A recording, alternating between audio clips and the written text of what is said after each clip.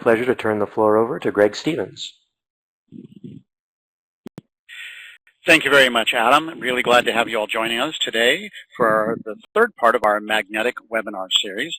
As Adam mentioned, my name is Greg Stevens. I'm the Assistant Director for Professional Development here at the American Alliance of Museums. Today's program, of course, is part of a series based on the book Magnetic, The Art and Science of Engagement by Anne Bergeron and Beth Tuttle, who are also today's moderators for this program. Anne and Beth, thank you for joining us today. Nice to be here. Thank you. We'll also be hearing from two of our featured guests, Ellen Rosenthal from Conner Prairie Interactive History Park, and Jane Werner, Executive Director of the Children's Museum of Pittsburgh, who are going to share their experiences about becoming magnetic institutions. We'll also be hearing from special guests, William Hennessy, Rand Suffolk, and Glenn DeBrogos, who will be sharing their experiences in response to Ellen and Jane's stories as well. Of course, today's program is produced by Learning Times, as with all of our webinars. This program is sponsored by the Getty Foundation in collaboration with the Leadership and Management Network and the PR and Marketing Professional Network, two of our 22 professional networks here at AAM. This is the third in a four-part series, and the fourth part will be coming up in December. The two previous programs are available in our online recorded webinar library. Today's program is going to be offering you a brief overview of the 6 practices of magnetism and doing a quick review of the 6 case studies that are featured in that book. We're going to be exploring the connection between meaning and engagement, what engagement in magnetism is all about, and what it means for your institution to embrace community. Of course, our goals are to help you be better able to define and explore the concept of engagement, convey the importance of engaging internally and externally, and to examine ways to invite the outside in, and to share the in-depth examples that we're going to be presenting from Conner Prairie and the Children's Museum of Pittsburgh. As we go through today's program, we'd like you to just keep in the back of your mind some essential questions. For example, how does your museum create meaningful experiences for your visitors? What are you doing to engage a diverse range of stakeholders? And how is your museum having impact in your community? So keep those questions in mind as we go through today's program. And at this point, it is my pleasure to turn the program over to my colleague, Anne Bergeron, who is going to talk a little bit about the Magnetic Museum study. Anne. Thanks so much, Greg, and thanks to all of you who are with us this afternoon. To those of you who are just joining this webinar series today, we thought it would be helpful to give you some background on our research and its findings. And for those of you who have participated previously, this will be a quick refresher for you. Beth and I were interested in examining high-performance museums to better understand how to achieve organizational vitality and enhanced impact. We approached our study through both an internal and external lens that was informed by our own experience. My background is in fundraising and organizational development, and Beth's is in marketing, communications, and strategic planning. We had each seen museums find success through various engagement practices, and we wanted to learn what enabled them to thrive, even during difficult periods. So we undertook what turned out to be a 3-year research project, somewhat longer than what we had initially thought when we embarked on this. And we started by analyzing the quantitative performance metrics of hundreds of U.S. museums over a 10-year period between 2000 and 2010. We utilized the quantitative data as a first cut, and then we conducted qualitative assessments utilizing an approach popularized by Chip and Dan Heath in their book, Switch, about following the bright spots. We ended up identifying 24 organizations that were outperforming their peers in their ability to attract and retain resources, as well as grow their programs, operations, and audiences. And then we determined what they were doing to achieve above average results. We also used case study methodologies that resulted in the 6 museum stories that are captured in the book, 2 of which you're going to hear more about in detail today. This helped us to identify the common themes, traits, and characteristics that led to high performance. We also read a ton of literature on leadership development and management excellence, trends in corporate talent management and customer service, as well as social innovation and mission impact, and we incorporated all of that throughout the book. So by the end of our study, we developed a definition for magnetic museums, and here it is. We define them as high-performance organizations that deliver tangible cultural and civic value and achieve superior business results through a commitment to service, engagement, and empowerment of others. They're distinguished by a powerful alignment around a compelling vision and the lasting bonds they create through meaningful experiences that enrich and strengthen their internal and external communities. Wow, that's a mouthful. But as you'll hear, magnetic museums are doing some amazing things. Something else that we learned over the course of our study is that there's no single definition for engagement, because the field thinks about this in numerous ways. You've all heard these terms: public engagement, civic engagement, community engagement, audience engagement.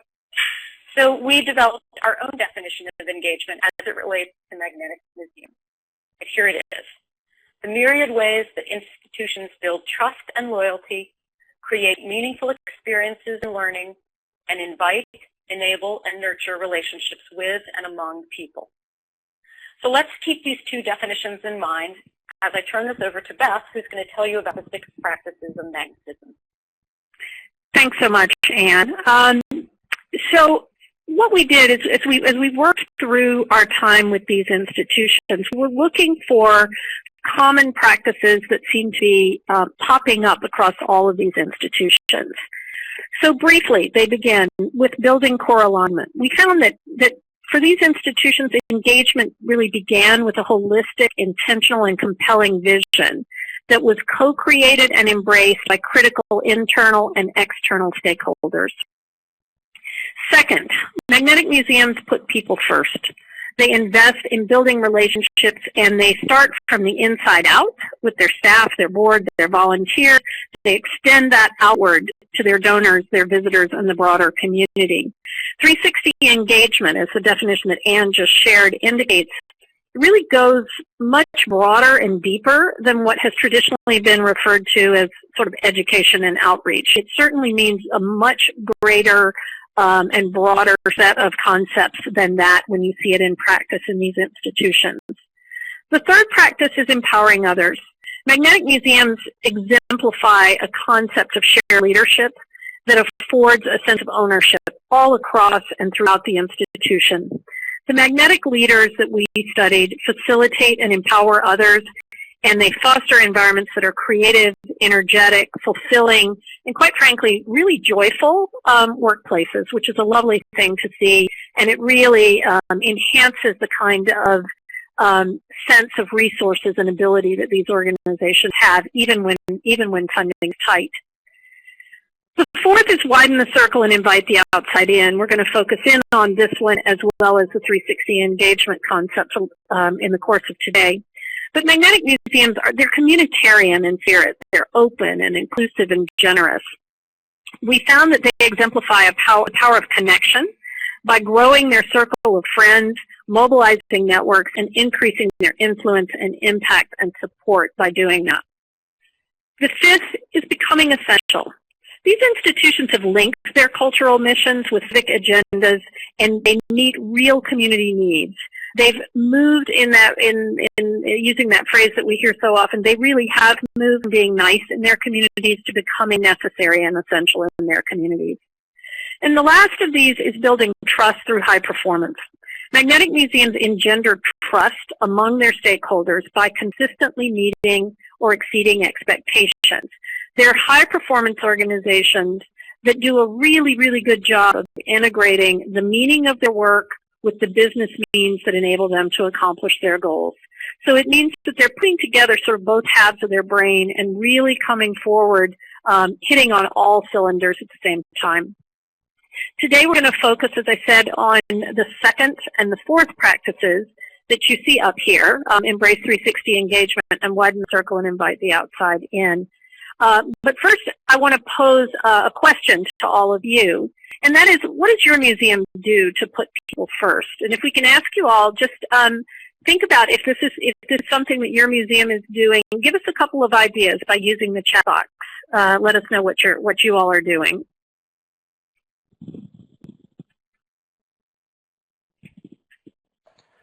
Great, and you'll notice that we're actually launching another chat box on the screen for you just to help keep those comments separate. So feel free to enter your thoughts in there. Wonderful. And while you all are responding to that, I'm going to just quickly begin to review the 6 museums that are profiled in the book. And actually, before I do that, I see some people are starting to respond. Okay, so we've got expanded hours, free admission and programs, taking on the visitor point of view. I'll be interested to come back to that one in particular. Free meeting spaces, community, wow, now it's really coming. Focus on family and children, keeping art accessible. All right, so we're going to come back to some of these in the course of this conversation, but as I said, I'm going to go ahead and start working our way through the 6 museums that are profiled in the book. And for those of you that have been with us in some of these past, we're going to run through this fairly quickly, but we did want to make sure that everybody knew about all 6 of the museums, since we're really only focusing today on 2 of them. So the first of the institutions is the Philbrook Museum of Art in Tulsa, Oklahoma.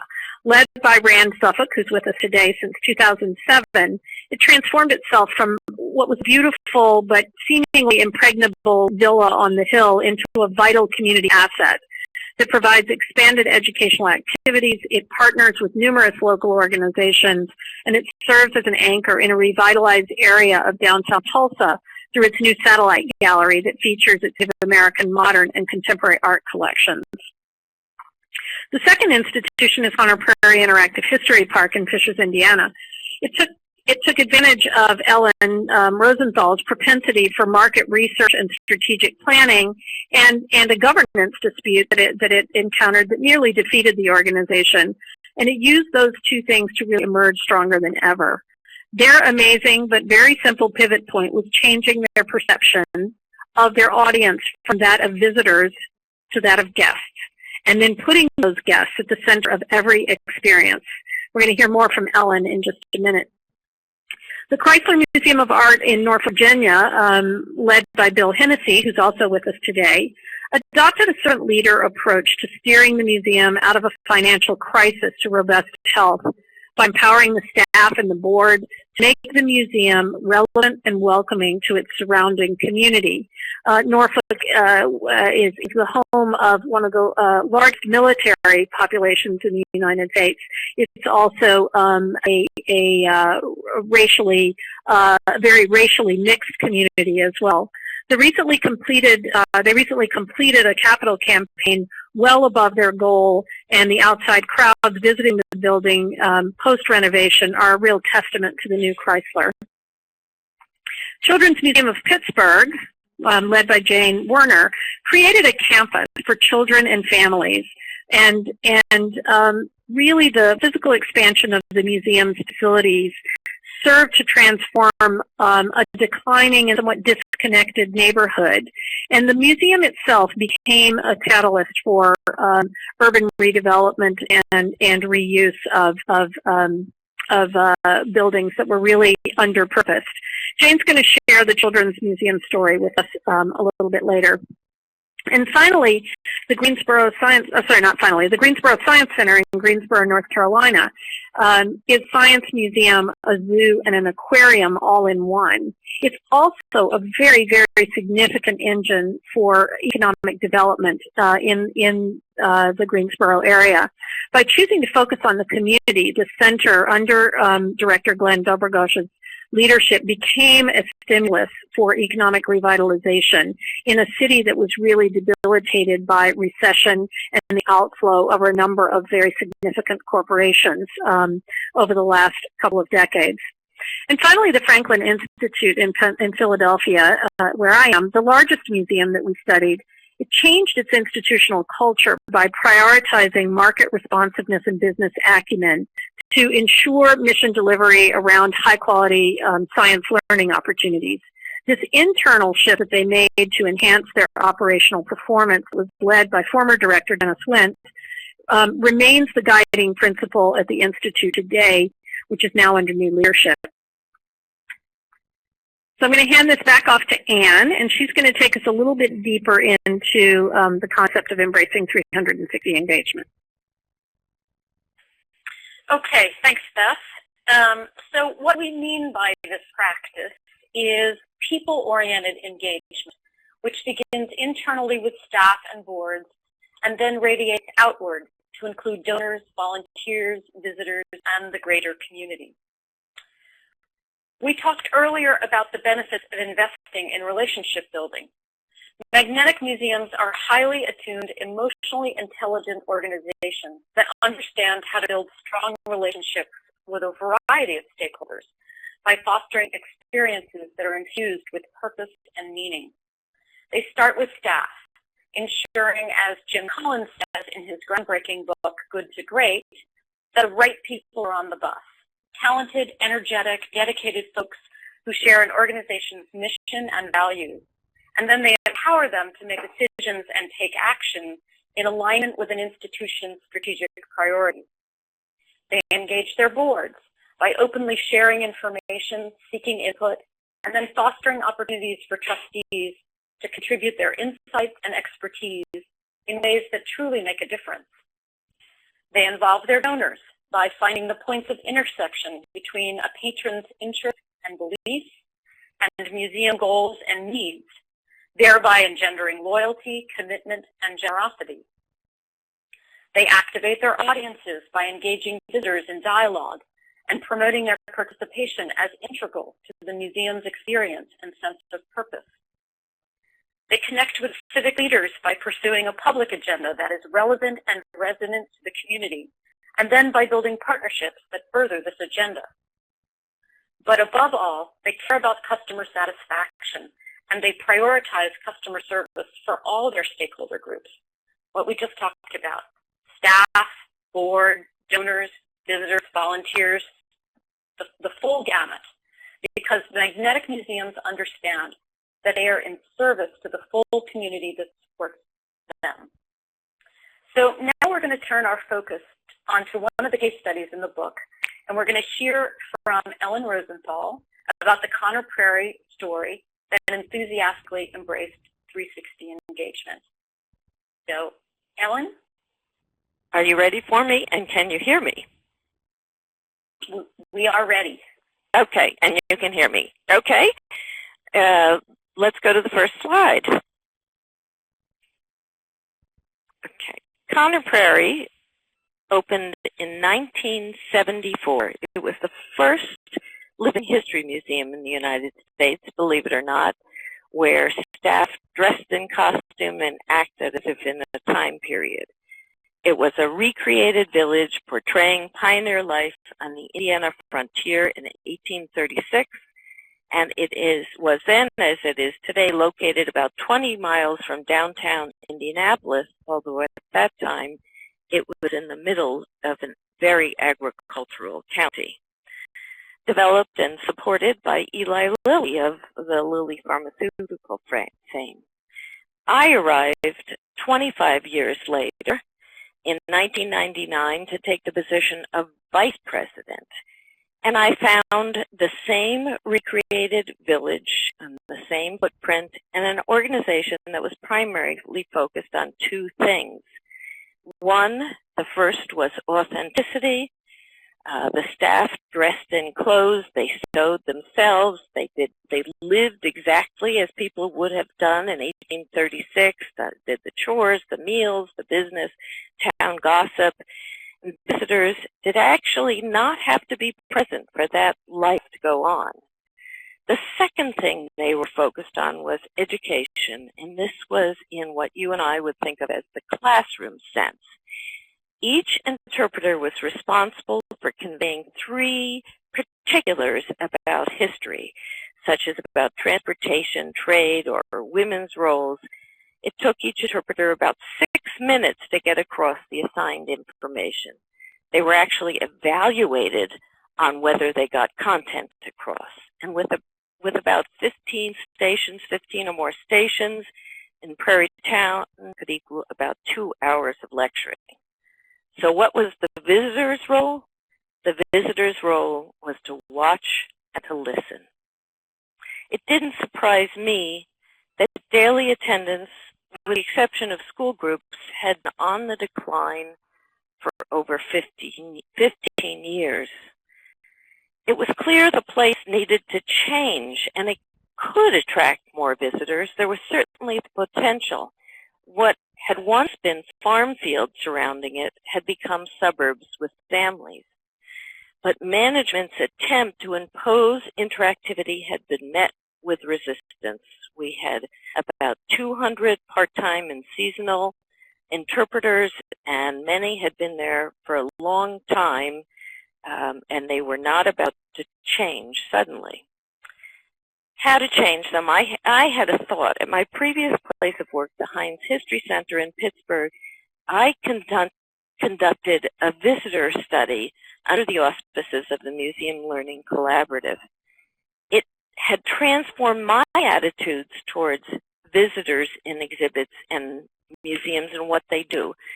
I sort of reckoned that maybe if we did a similar study at Conner Prairie, it would do the same for the interpretive staff and managers here. So the study and technique involved taping visits, conversations, transcribing them, and then coding the conversation for learning indicators. So I organized and led the first pilot study of family behavior and learning at Conner Prairie, and that was in about 2000 and 2001. I found that the group and I that led this study found that lecturing caused visitors to actually tune out and also triggered misunderstanding. Following long interpreter monologues, members of families shifted from one foot to another, got away as quickly as possible, and then in between stations, they talked about what they had heard, and it was clear they hadn't really been listening. In one recording, a mother said, "What did she say about the materials used to stuff mattresses?" And the father replied incorrectly, "I think she said leftover corn cobs." And the mother agreed, yeah, that was it. When staff engaged families in a conversation or a hands-on activity, and some of our interpreters did, conversations among the families showed a higher level of learning. Visitors' prior experiences, expectations of the visit, their personal identity and group played a big role in what they focused on and took away. So I was thrilled about the findings and thought the interpreter staff and their managers would be as well. It was clear that the way to proceed, but that was not what happened. In fact, people were so committed to authenticity and to educating visitors as they defined it that they really couldn't see what the study had to do with what they were doing.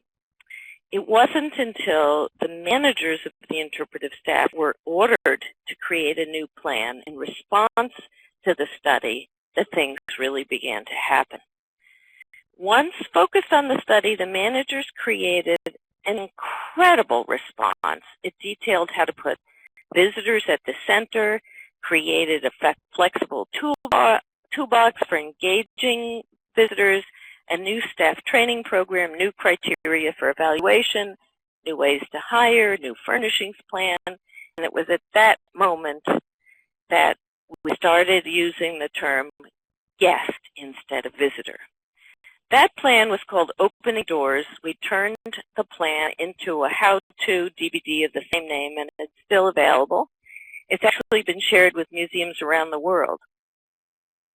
I want to pick out a particular element of Opening Doors.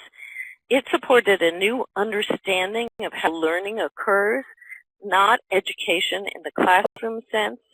It is about learning in a more 360 sense. It required interpreters to stop lecturing and engage visitors and follow their interests, to put guests at the center. By 2003, we had a solid research plan and a great opening doors schema. You might think that frontline staff, this 200 people, would fall into step immediately, but you would be wrong. We had a lot of work to do, and it was actually then, at that point in 2003, that a governance dispute descended on us. I was put in charge, and I had 2.5 years to focus on staff cultural change. John Cotter's 8 Steps for Leading Change from his book of the same name, and I urge everybody to get a copy, became our how-to manual. We actually followed it step by step. I'd like to note here that it wasn't easy, it wasn't pleasant, it took a long time. We lost some talented people, and we had to encourage others to leave who could not buy into the new way of doing things.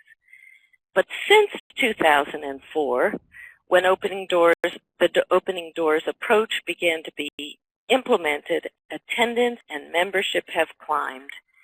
Membership repeat visits have quadrupled. Last year, we served 340,000 people. Philanthropic support has increased, and we have more people waiting to come on the board than we can handle. When we started this, board service to Conner Prairie seemed like a special favor to people. Now people want to get on board. So opening doors was not the only reason for our growth, I want to make clear. We made some very key strategic decisions that were in 2005 as we prepared for independence that were completely in line with the idea of putting guests at the center. We chose to devote staff resources to the visitor experience, the guest experience, as opposed to devoting them to collecting or to research. Because burgeoning suburbs now surrounded us instead of farm fields, we consciously chose families with children as our target market, and you can see here in the slide with all the strollers and lots of kids, we were successful in reaching the market. We've added new exhibits and programs, and we've been particularly attentive to programs that are relevant to today and tomorrow. In the interceding years, engaging to inspire and learn has just become the way we do things. Every member of our board actively participates, and we are using the same approach now as we actively create partnerships and collaborations with groups in the community. Today, our frontline interpretive staff are the ones who wave the Opening Doors banner, I'm delighted to say, because they live it every day. Thank you. Thank you so much, Ellen. That is what a wonderful story about the transformation that Conner Prairie underwent and all the effort that was required to bring that about. I have actually a couple of questions for you in that regard. The first one is, what did it take to transition to this focus on the guest experience? How did you get the staff to embrace this cultural shift? A key component of that was building a coalition of frontline interpreters who really got Opening Doors, and we allowed them to take over a whole post, a whole station, and to use and to develop specific techniques themselves. And then we did, so my initial study was followed by a larger formative study. Then we allowed this group to make a lot of changes, and then we did a summative study and showed that learning improved, that stay time improved, and then as the interpreters saw the incredible results we were getting, it was easier for them to get on board as we changed training. So that was sort of the pivot point, proving that worked and showing them the results of transcripts every day to show what kind of feedback we were getting. But there were a lot of other steps as well that were required and that we're still working on. So we have a couple questions from our participants. The name of the book that you mentioned was Leading Change by John Kotter. John Kotter. K-O-T-T-E-R. Yes, and if you Google his name, you'll find the 8 steps in a consolidated version online. But read the book. It's fabulous. And Ellen, this is Greg. I'm wondering, when you reference Kotter's work, how did the staff take to it as a set of guiding principles? Well, it wasn't the entire staff that was taking it to it. The book is directed at the guiding coalition, so your group of people who are going to carry this out. And one person cannot do it alone. You have to have a group of, I would say, 5 to 10 true believers who are willing to communicate, to pick key people among, we would pick people who had social equity, who were frontline but very well respected, who would speak up in public forums. So it couldn't be just me. It had to be all of them sort of working through these principles. I don't think the general staff understood what was going on. They just knew that they were getting a lot of touches to explain the new concept of learning, to hear how guests were responding. And it starts to become like a snowball where more and more people become advocates as opposed to detractors. So, Ellen, I have another question for you, but someone from the audience is asking, what was the attendance before you engaged in this transformational process, which has resulted in, over 300,000 people coming to Conner Prairie every year? Well, the largest increase, and we provide was in the daily visitor attendance. So that was people coming day to day. It was a ghost town, and that attendance. So school groups remain the same. We see about 60,000 school groups. We have an outdoor concert series that's about 90,000 people.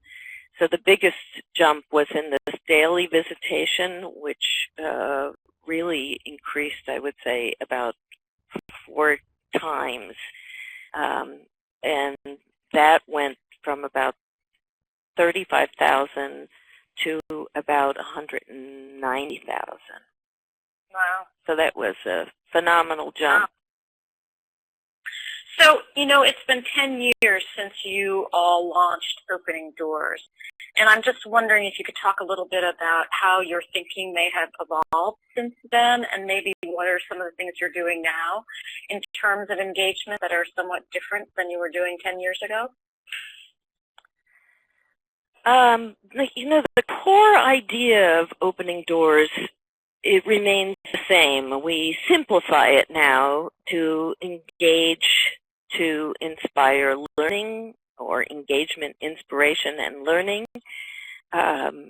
We've elaborated some of the concepts about how you engage. So we've developed the Pixar approach, so you engage both adults and young children and middle children at the same time, which we pay a lot of attention to the family audience and families experiencing things together. So we've really evolved how you do that, how you engage the entire family. But the latest is really, our latest of our efforts is really focused on the relevancy part of engagement. That engagement happens when particularly parents see skills being developed in their kids that are useful for them and their life going forward. And we just won a couple of years ago a $2.3 million National Science Foundation grant to embed hands-on science in Indiana stories. And we're working with the Science Museum of Minnesota, but then 4 history museums nationwide to broaden the scope of history and become to inspire learning that is important for the future. Wow. So one more question from our audience before I'm going to turn this over to Beth to talk about the other practice we wanted to address today. But the question is, how did you engage your board members in this new approach? Yeah, there are some good questions I see there. One of the decisions we made when we became independent was to not have an executive committee that made all the decisions. So the work of the board happens at the committee level, and not just the board, because we have other community members as part of committees too. So it's the committees working in groups of 8 that get very involved in issues in their area, say development or strategic planning, and they bring recommendations to the full board. So that's one way of engagement, but then we've also realized at every board meeting people need to feel actively engaged. So we devote at least half an hour or 40 minutes at every board meeting to conversation in small tables about key issues. But just that active engagement is really what hooks people in and makes them feel and allows them to participate in meaningful ways. Great. That was very helpful, I'm sure. So now I'm going to turn this over to Beth to talk about widening the circle and inviting the outside in. Thank you, Ellen. Thank you, Anne and Ellen. Well, when I was reviewing the 6 practices of mimetic museums earlier, I mentioned the communitarian spirit that they exhibit. And now I want to spend a little bit of time diving deeper into some of the specific ways that these museums turn out and invite others in. And in doing so, how they go about deepening the level of community engagement and how they grow their circles of friends. Robert Putnam, who's author of Bowling Alone, documented the decline of community in the second half of the 20th century. And he issued a call that really ignited interest in the notion of rebuilding social capital and forging stronger community connections. The museums in this study are clear examples of how institutions that all too often in many communities could sit at a remove from their surroundings, instead have chosen to become integral and essential. And they've done this by engaging and forging bonds with people who share common interests, interests that they share with the institution and with each other, and by building bridges in the form of meaningful programs and interactions that are designed to connect different networks of people to one another. They widen their circles and invite people in 3 key ways. The first of these is by enlisting and mobilizing what in the book we call their peeps. Now, these are communities of true believers that, you would expect would include staff and board and volunteers. But in this case, it's also about identifying among those external communities that naturally gravitate to the institution's content or purpose, the people who will naturally find affinity with the content of the institution. So in the book, we share the story of the Hammer Museum in Los Angeles, and the way that they began to incorporate and invite artists into their mix. And it really has become quite a defining element of that institution. They've invited the artists to help them think about their programming and to attend their events and to work on their website and to curate all kinds of things, all kinds of content and communications for their guests. And it really has changed the way people think about that, since, if artists are the most sort of hip and connected tastemakers, and that's the impression that the Hammer really wants to embrace, and that's a way for them to engage people by engaging with their peeps. These folks serve as critical ambassadors. They become what Malcolm Gladwell called connectors, in his book, The Tipping Point. The connectors are the people that he describes as having this extraordinary knack for making friends and acquaintances. They're able to influence one another's behaviors and beliefs, and by doing that, they can become very powerful allies and, frankly, magnets for your institution, magnets that draw others who are like-minded. The second way they do this is by nurturing and mobilizing networks, cultivating and activating networks of people to achieve impact or accomplish their goals. There's a great book out there called The Network Nonprofit that Beth Cantor was co-author of, and she really talks about networked. She talks about institutions. It's written about technology and social media, but I think it goes farther than that, because she describes networked communications as having institutions finding out where the conversation is happening and taking part in that conversation. That's very distinct from broadcast communications, where we stay where we are and we simply project out what we want others to hear. This is very much at an active and proactive engagement in the dialogues that are taking place.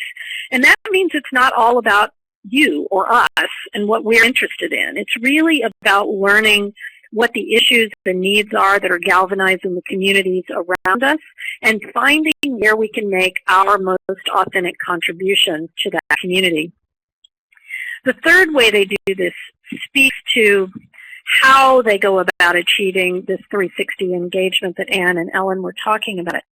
They do it by creating ways for people to become genuinely engaged in the life and work of the museum, and ways that the museum can become genuinely engaged in the life and work of the community. When we asked the question earlier about how you all were putting people first, a number of you talked about inviting visitors to share with you their ideas on what it is they want to learn and know, inviting people into your processes of strategic planning and direction setting. Those are actually meaningful engagements for people that are not the norm in many institutions. The other thing we know about this outside-in perspective is that experience in new product innovation shows that considering alternative points of view and using cross-disciplinary approaches, it can lead to more and better ideas. And involving outside stakeholders to help envision or achieve goals also creates a much deeper and stronger sense of investment and ownership among the participants. So both of those outcomes can be extremely valuable to our institutions by not only enhancing our own creativity, but really strengthening our organizational relationships. Now, the Children's Museum of Pittsburgh really is a wonderful case in point for how an institution saw its place and in a very mission-driven, mission-centric way was able to begin to advance its mission while advancing the cause that the community was passionate about. And so I'm going to turn this over to Jane Werner to tell us a little bit about the story of the Children's Museum of Pittsburgh. So Jane? Thanks. Well, the Children's Museum story always starts off, as all good stories in Pittsburgh, with Mr. Rogers. Back in 1998, we did a traveling visit. Mr. Rogers, Fred Rogers, is a native Pittsburgher. Yes, that's what we're called here. And we created an exhibit that attracted over 96,000 people during a 6-month time span. And the year before, we had seen 83,000 total the entire year. So we knew that we could attract an audience. And that made us start to think about getting bigger and doing more for the community. So we launched a capital campaign. Our kind of a mantra for it was play with real stuff. We believe in, we continue to believe that design is essential, that kids can appreciate good design as well as adults, so we design for everyone. And, we did this capital campaign. We raised $29 million. We put $5.5 million into an endowment. And our audience has increased steadily every year since 2004 when we opened the expansion. The first year we exceeded our business plan. We actually had a market analysis done that said that we would see 180,000 the first year, and then we would level off at 150,000 people. But the first year we saw 185,000. The next year we saw 200,000, and now we're about 270,000 people a year. So, you know, we actually saw this incredible surge because of our programs and exhibits and this notion of play with real stuff. We do design for adults as well as children. We think that that's important because 50% of our audience, they're adults. They come with their kids. So it's been an interesting kind of way of thinking about it. Most children's museums, I would venture to say, really designed for children only.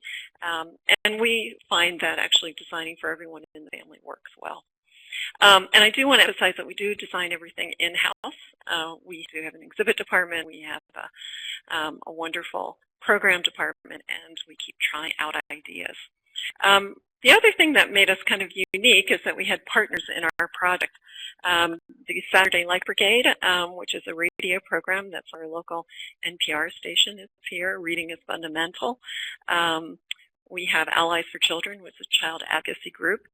We also have Up Close, the University of Pittsburgh Center for Learning in Out-of-School Environments. We're one of their primary sites for their study of how families learn in informal settings. And then we have 2 Head Start programs in the Pittsburgh Public Schools who are right in the building. So 36 kids come every day to the museum, and we're their home classrooms.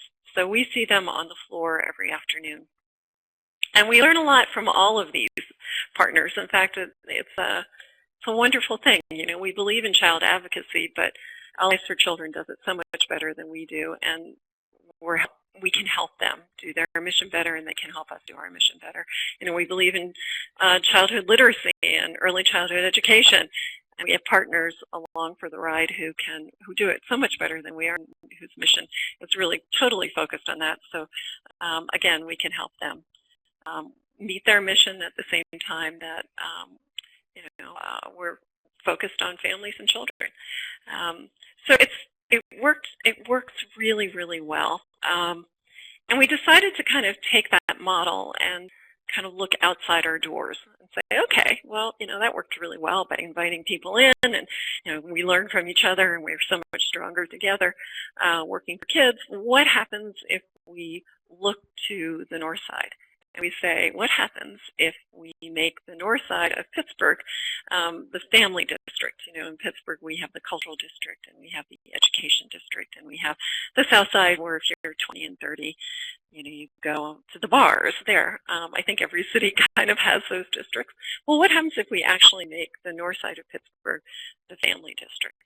That led us to kind of start talking to people in the neighborhood.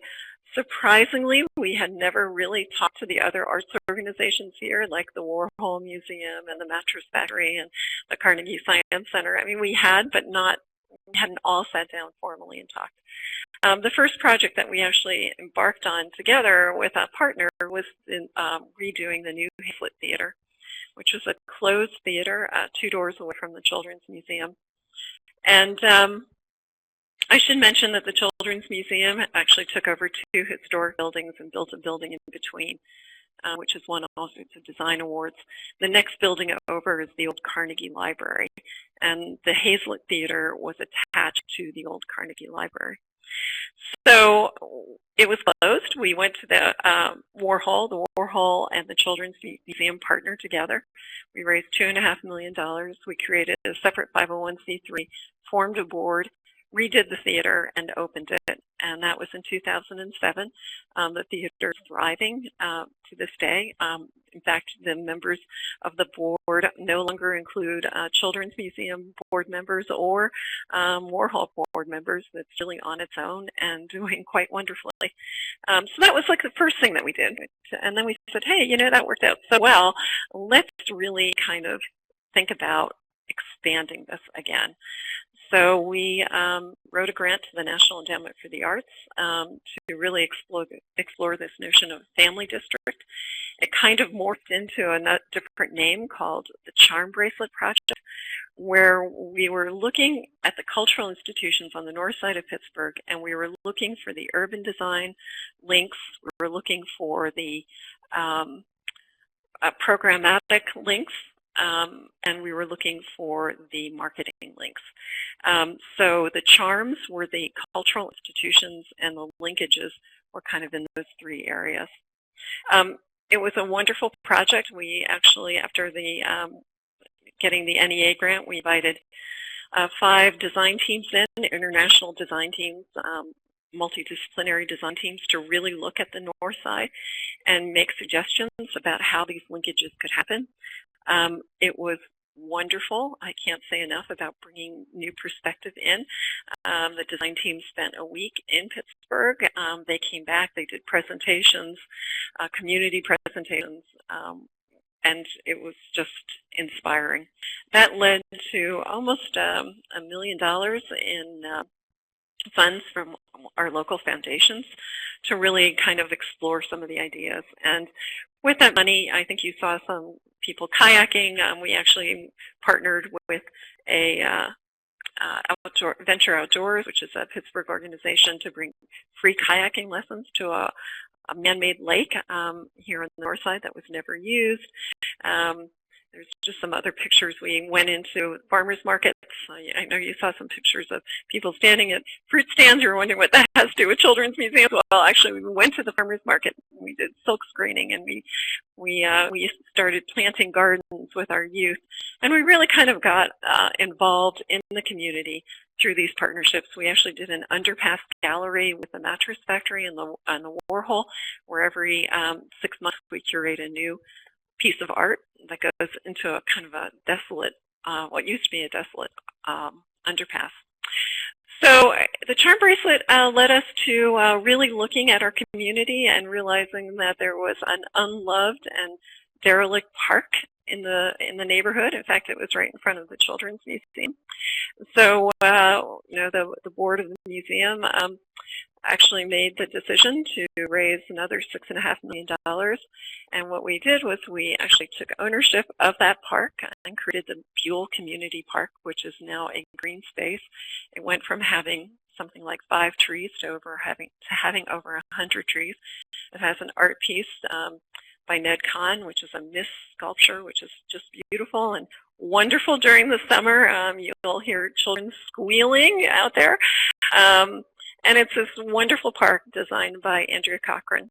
In fact, the other day I was walking by the bioswale in the park, and I heard the buzzing of bumblebees and crickets, something that we had not heard on the north side of Pittsburgh in so long. It was just alive. Then a goldfinch flew by, and I thought, well, it doesn't get much better than this. So it's this lovely park that we then gave back to the city.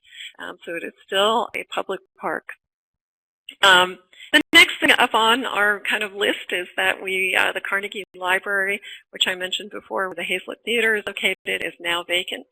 And we are looking to expand into that space. We are kind of out of room, and our partners have done so well co-locating with us that many of them are out of room too. So we are talking about taking that over. In fact, we're starting to raise money, and we will put something over there called Make Shop Plus.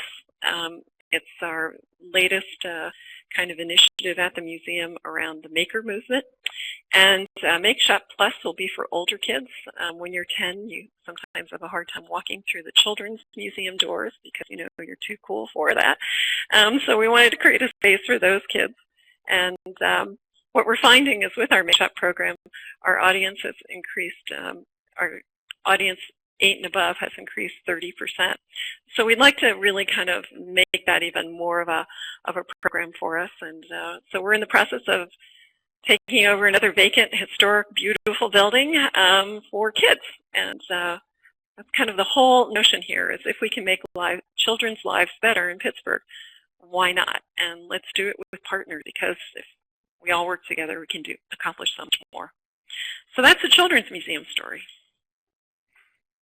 Thank you so much, Jane. I noticed a question here from Cherie, that says, Jane, how long did all of this work take? Well, we started in 1998 was the Mr. Rogers exhibit, and in 1999 I became executive director, and in 2004 we opened the expansion. 2007 we opened the new Hazlitt Theater. 2012 we opened the park, and 2000 and I don't know, 15, 16 we're hoping to open the library building. So, you know, it's a block by block kind of development. The charm bracelet continues on. We still meet together, which is great, and it's not just the leaders who meet together. It's actually our marketing departments and our program departments. So it's been great. And the other thing I should mention is that our partners, we've actually had a number of other partners who've spun off and started their own things, or actually, you know, we used us as an incubator. The Toon Museum here in Pittsburgh is actually was incubated here at the Children's Museum, as well as a couple of teacher education programs and Storehouse for Teachers, which gives free supplies to teachers. So they all kind of got their start at the Children's Museum, and we were happy to do that. And so, you know, our network is even much larger than the north side of Pittsburgh. Yeah, so I think what I found so amazing when I came to meet with you and your staff there was the fact that even though, you know, 1998 now represents a fair swath of years, it has been such a progression from one thing to the next, and the periods of time in between each of those progressions has not been terrifically long. And I think if you asked any one of us who was running an institution, well, oh, by the way, do you think you're going to be able to also start a new nonprofit, raise money for it, and open a theater, we'd go, what, are you crazy? So I wonder how you reflect on it's as you said before, it's not all about the Children's Museum being able to do this all on its own. What is it about those relationships that have made that kind of work possible? Because it's a lot of work in a very short period of time. You know, we're fortunate here in Pittsburgh. It's a small town in some ways. You know, our scale is really perfect, and once you know one person in Pittsburgh, I swear you know everybody in Pittsburgh, and it's actually those connections and connectors. It's also a very friendly city. You know, people want to help, and frankly, you know, we have nice old money that stayed here. We were the Industrial Revolution was here. We were the right, and so it's kind of nice that foundation support can really help. Now, having said that, I think it's also a matter of, you know, being persistent. I've been here forever, so probably too long, and that's how you also get to know people. But it's also kind of just being present and following and picking up the phone and calling people. Right, is good to do. Well, let me ask you one other question. In terms of once you've invited all these other people in and you've created all this common vision, you know, do you ever encounter challenges on managing those multiple and different perspectives as well as sort of meeting so many expectations? Anything you want to share about that? Sure. I mean, I think that listening is kind of crucial to all of this. I mean, it's essential. And I think you have to kind of be open to changing your mind. I know that we've had to change our collective minds here at the Children's Museum. I've had to change my mind on many occasions because it was the right thing to do after listening to people. I think being honest and open about what you can do and what you can't and the difficulty that you might encounter going forward is really important. I think not promising too much, but not promising too little. Like, be realistic about what you can deliver on. And if you can over-deliver, yay. But I think that, you know, if you promise too much, the community will always say, but you said that you were going to do this.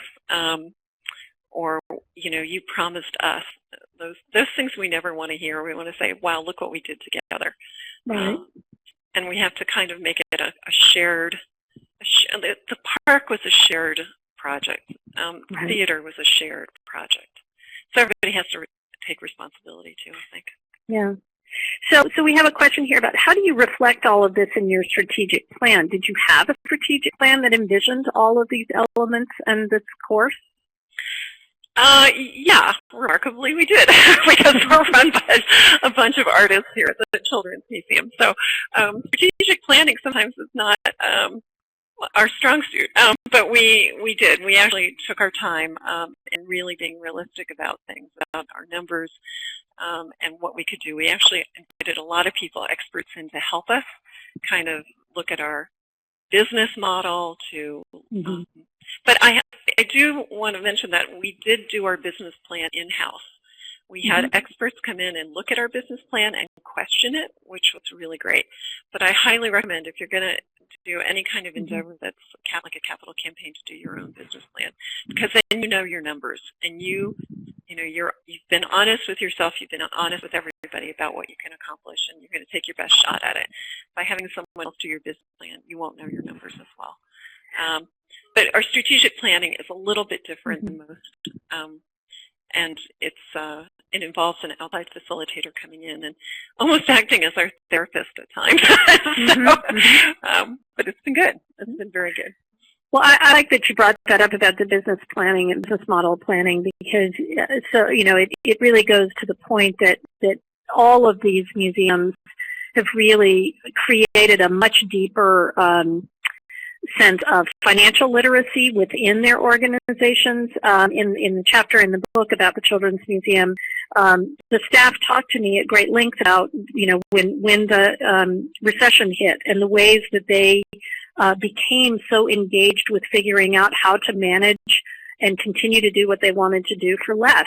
And for many of them, that was really quite a changing experience for them in how they thought about their institution and really understood what things cost and what's the value of something. And I know Ellen has shared stories about the way she worked that through with her organization, which was really looking at the two kinds of value. There's financial return on investment and there's mission return on investment. And you really have to be able to know your numbers and know your mission at the same time, so that you don't make simply financially driven decisions that may gut the heart and soul of your institution, or simply mission-driven decisions that may not be viable or sustainable.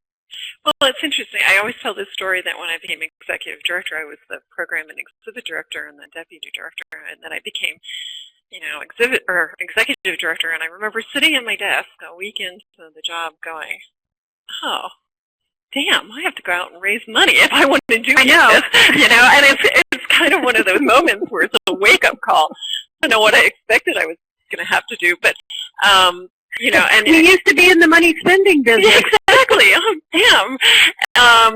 But, what's kind of interesting about it, the numbers are almost as creative and raising money is almost as creative as actually designing exhibits.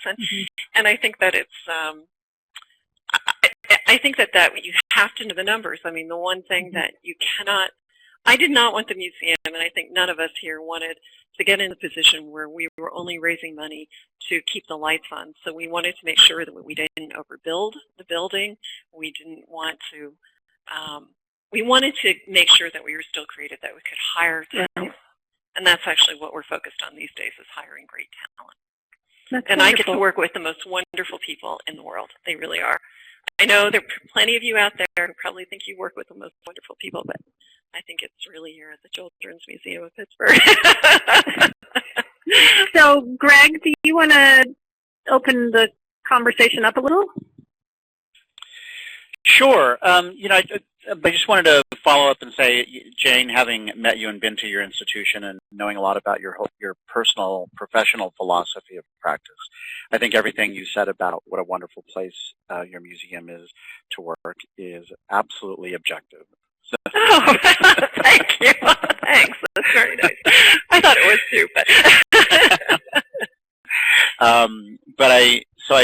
I'm just going to look and see what kind of questions that have come in.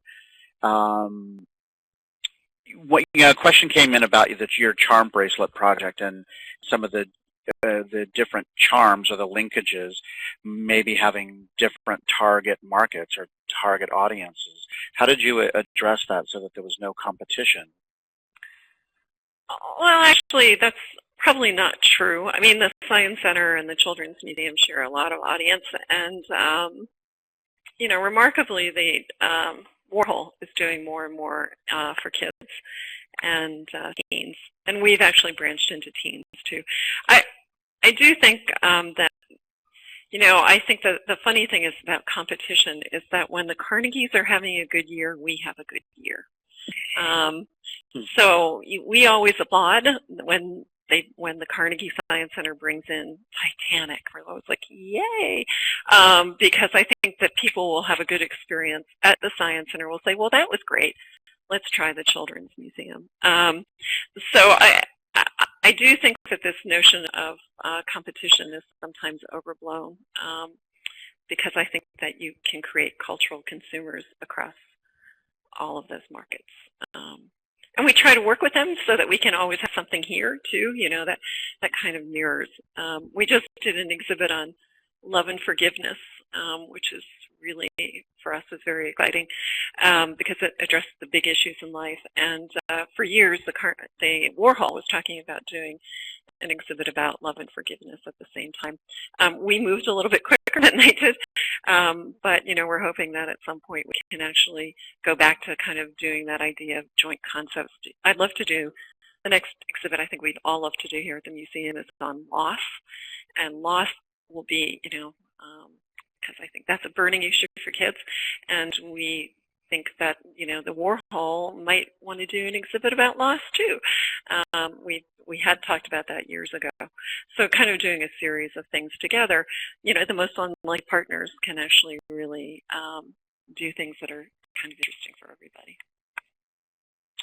Great, and we're going to turn the conversation over to our special guests in a moment, but I do want to invite everyone in the audience. We've been hearing some great examples of partnerships coming from the Children's Museum of Pittsburgh, inviting you all to share some examples of partnerships that your museum has forged and why you chose particular partnerships over others. So you can see that Adam has pulled up our question box on your screen. And while you all are responding or thinking about responding, let's go ahead and turn our attention over to our special guests who are going to be joining us and providing their own perspective. Jane and Ellen will be joined at this moment by Bill Hennessy from the Chrysler Museum of Art, Rand Suffolk from the Philbrook Museum of Art, and Glenn DeBrogos from the Greensboro Science Center. Gentlemen, thank you for joining us and for joining Ellen and Jane in a conversation. Thanks to be here. So we thought a way to approach this conversation is to Beth and Anne and I came up with some questions we thought would be interesting to pose to you to get your perspective. And I think we'll start off reaching out to you, Bill, from the Chrysler Museum. In the context of 360 engagement at your institution, how did you go about getting your staff to buy into that whole notion? Yes, the idea of 360 is interesting for us because if one looks at that as a pie, I think it was a lot easier to get some of those slices out of the tin than others. In some ways, the development of our new relationship with our community, which we're very pleased with, just moved along quite smoothly. A little bumpier sometimes with the staff, and again, wondering about why that might be. And I think part of it is that just naturally, I worry sometimes that we in museums tend to find ourselves in silos. We kind of hunker down and do the things that we've always done and always known and are familiar and comfortable with. And getting us to break out from those silos can often be difficult. We talk to ourselves, and we often select programs or exhibitions or activities that interest us rather than interest the audience we exist to serve. So we struggled a bit getting out of that cycle. And the great leaders in this were our gallery hosts. So this is the group of people that we, about 8 or 9 years ago now, put out in our galleries to interact with our guests in place of traditional security. And their job is to make sure that everyone who comes to the Chrysler has an absolutely wonderful time. And we encourage them to make decisions based on principle rather than on rules or the way things had always be done. We in fact, wrote up as a staff a list of sacred cows, things that were always received wisdom in our time in museums. Things like no photography in the galleries, and the only one that should give out information about works of art are trained professionals, and that food and drink should be banished from the building completely, or even that only young people like contemporary art. And we just made a long list of those and then talked about them openly, trying to decide which ones had some basis in fact and which of those cows should probably be slaughtered in favor of moving forward. Well, you... Yep, go ahead. Go ahead. I was going to say, that goes along with a kind of new commitment to transparency. It always seemed to me that museums sometimes seem to have an investment in being mysterious. How are artworks selected? What are the basis that you organize special exhibitions?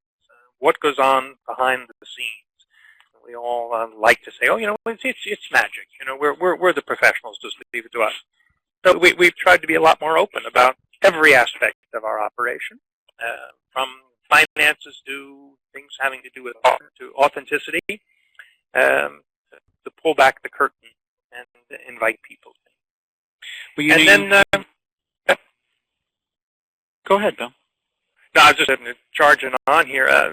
That goes with a little irreverence. We have a wonderful webmaster here who launched a kind of new weekly e-news, and is determined every time to say something irreverent in there, or to cause people to think about museums or works of art in fresh ways. And initially, that was fairly alarming, particularly to curators.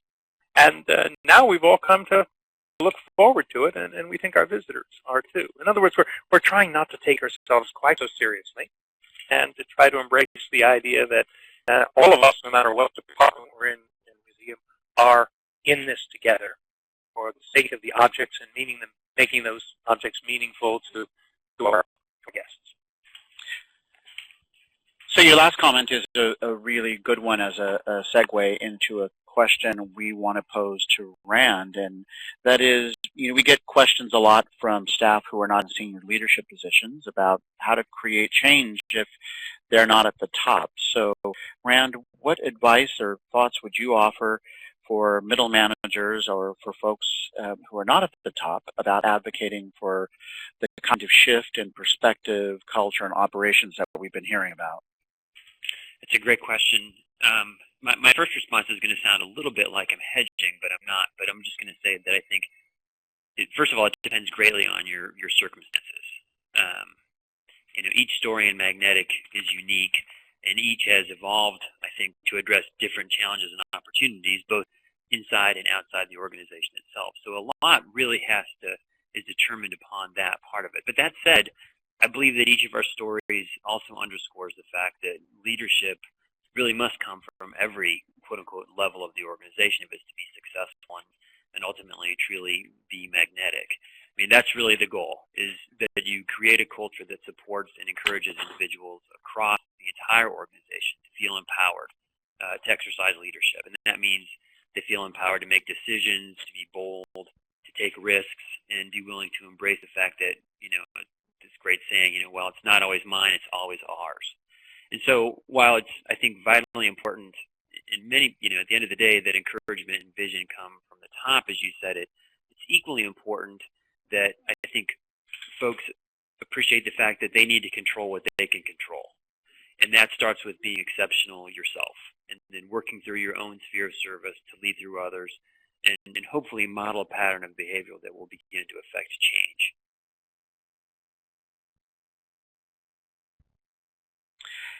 Any of Bill or Glenn, do you have anything you'd like to add to that? I'd say, just thinking of our gallery host program again, when we had traditional security officers out on the floor, it seemed that the attitude was ingrained in them that everything had to be done according to the book, and there was a specific rule to govern almost every situation. Made us very inflexible. We try instead with our gallery hosts now to say to them, here's 4 basic principles growing out of the museum's mission. You decide at any given day and in any situation with a visitor what the right choice is in that situation. You make the call. And we're going to back you up if it's based on that principle. And I think that's made a huge difference in the host sense of ownership and pride and the sense of us rather than the me that Rand was talking about.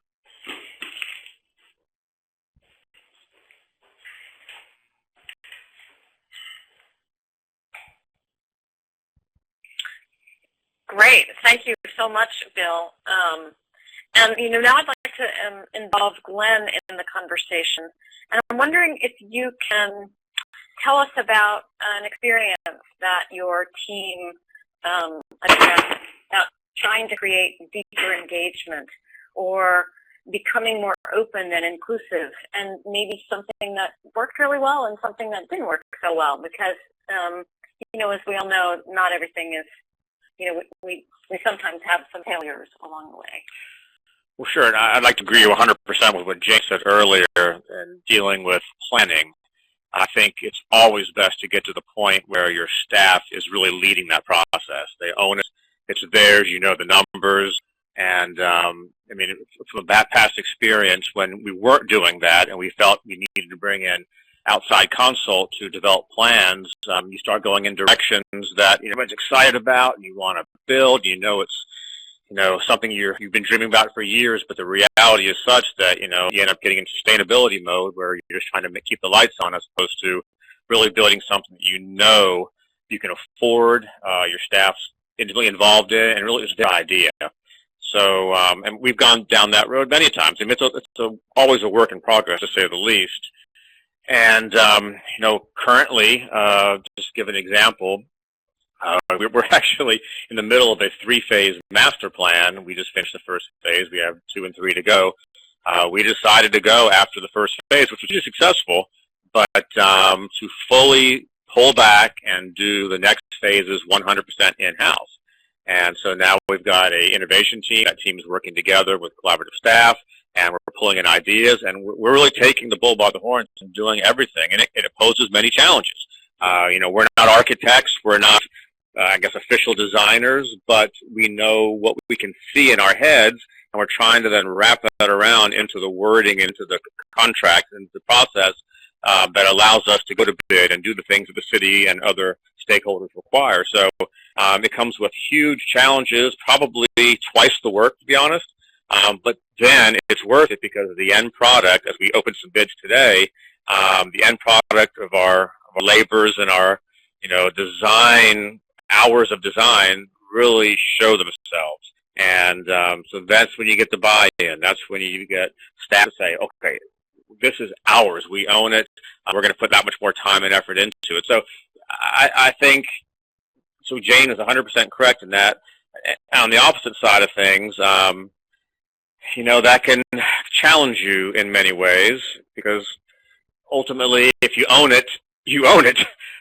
So if it doesn't work out as well, and we have an example of an exhibit here that was that case, that started having all kinds of malfunctions, computer glitches, and issues related to just the adherence of graphics, that kind of stuff.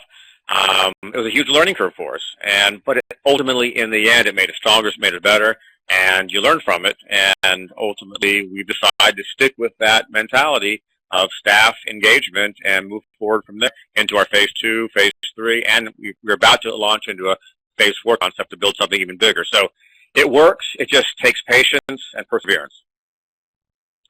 Thanks, Glenn. And what you're talking about, it kind of leads me to a question back to Rand, which is, what are some of the consequences, positive or negative, that at the Philbrook you might have experienced as a result of your becoming more engaging and more magnetic? Well, I think it probably bears repeating, or at least kind of stating differently, that this is really hard work. I mean, we all kind of get on here and we tell our stories in 15 minutes, but it's often taken years to kind of get the stars aligned. And frankly, I mean, I sit back and I'm listening to these stories like everyone else, and it's really humbling. You know, a couple quick three things. The first one, I think, is that, and we've heard some version of this earlier today, I think, in a lot of ways, but whenever there's change, there's loss. And, of course, people will respond differently to that, and we heard some really great examples of this in the commentary from our colleagues here sharing their experiences about how they work with their staff and their own experience in managing change. But I think that's a very important perspective to keep in the back of your mind. It's not about winners or losers, but people become very attached to certain things. And whenever there's change, again, there's going to be loss. The second thing I would say is that if you're successful in all of this, you've created something where there's suddenly perhaps much more at stake than there ever has been before. And that has a tendency to often bring out the absolute best in people as well as the absolute worst in people. Because suddenly there's a big spotlight on something you've been doing, and that's either very attractive to them or they don't like the way in which things are going. But it's, again, just a caveat to kind of keep in the back of your mind. It's not to discourage any of us from embracing this work and striving to move our organizations forward, but it is good perspective going in so that you can stay ahead of it. And speaking of getting ahead of things, I would also say it's very important to strive not to get too far ahead of your board. And this is hard because you're living it every day. You're experiencing the victories, the impact, the challenges, and all of the opportunities as well. And while it's often crystal clear to you and your colleagues, you know, your trustees, they aren't living it every day. And so there's sometimes hard work involved in bringing them with you. Or, as you've heard colleagues today talk about, really making the investment in communication, keeping them up to speed, keeping them engaged, and keeping them knowledgeable, putting them in a position where they actually feel a sense of ownership for the victories or the impact that you're having on a daily basis. Great, thanks, Rand. And wondering if, Glenn, anything else that you wanted to share, maybe a little bit about staff buy-in, anything that we haven't covered? Well, I mean, we all suffer the challenges of staff buy-in, especially when you're going to something new and change is, you know, this is the biggest adversary. But, you know, I kind of look at it from an organic and inorganic standpoint. You've got that organic, natural buy-in where you got someone who's just natural and they want to change and they're passionate and they're motivated, they're inspired, and they're team-focused. And that's easy. We all love that, and we all have that. But then sometimes you have to push things a little harder, and that different kind of buy-in where you have to use the process, or where you have to maybe use peers and, you know, the highest common denominator examples amongst your peers, and the evaluation process, and certainly reminding and constantly reminding your great colleagues who, you know, just aren't as adept at change as others are. So again, it's a long, slow process, and ultimately, I think the key to that success is finding and getting to that point where your team is always asking the question, what's next? What can we do next? What is in the future? Where are we going to go with this? Because we all know we live in a very challenging environment, not-for-profit environment, where, you know, we opened a brand new aquarium here, and it's a year later, it did fabulous. But guess what people are asking? What's next? And that's the citizens. That's the community. That's the people paying our bills.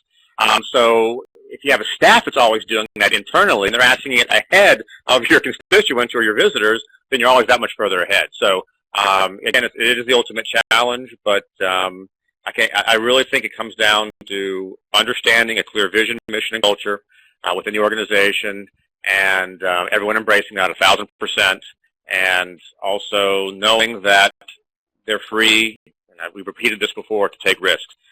I believe that, you know, the key to success is failure, and we've all done it, we've all been there, and ultimately come out stronger in the end. Well, it sounds like for each of you that the work is ongoing and keeping you on your toes, and keeping your visitors and your audiences on their toes as well in anticipation of what's to come.